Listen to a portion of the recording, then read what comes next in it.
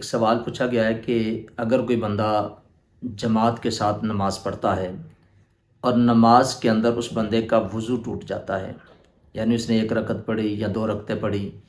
اس کے بعد اس کا وضو ٹوٹ جاتا ہے، تو اب وہ بندہ کیا کرے گا؟ تو اگر آپ حدیث پاک کو پڑھیں تو نبی پاک صلی اللہ علیہ وسلم کا فرمان عالی شان ہے کہ اگر کوئی بندہ نماز پڑھ رہا ہے جماعت کے ساتھ، اس کا وضو ٹوٹ جاتا ہے، تو وہ اپنے ناک کے اوپر اس طرح ہاتھ رکھ کے وہ اپنی صف سے پیچھے نکل آئے، نکل کر وہ جا کے اپنا وضو کرے، وضو کرنے کے بعد اپنی نماز کی وہیں سے بنا کرے، یعنی جہاں سے اس نے اس کو چھوڑا تھا اسی سے وہ اس نماز کی بنا کرے گا۔ لیکن اس میں یہ مسئلہ ہے کہ بندہ جب آتا ہے تو امام صاحب تو آگے گزر چکے ہیں، اب وہ جو مقتدی ہے امام صاحب کے ساتھ آ کے اپنی نماز کو مکمل کرے گا،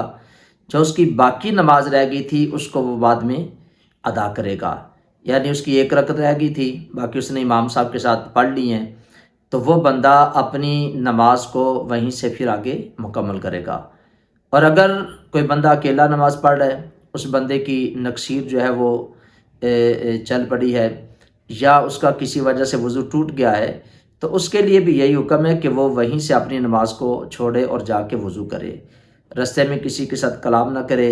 وضو خانے میں جا کے بیٹھا نہ رہے، فوراً وضو کرے اور آ کے اپنی نماز کو اسی جگہ سے جہاں سے اس نے چھوڑا تھا وہیں سے شروع کرے اور اپنی نماز کو مکمل کرے۔ اور علماء نے یہ بھی لکھا ہے کہ اگر وہ بندہ از سر نو دوبارہ سے نماز پڑھتا ہے تو یہ بھی بہتر ہے،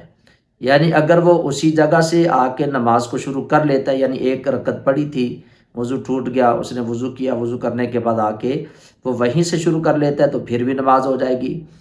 اور اگر وہ از سر نو پڑھتا ہے تو پھر بھی اس بندے کی نماز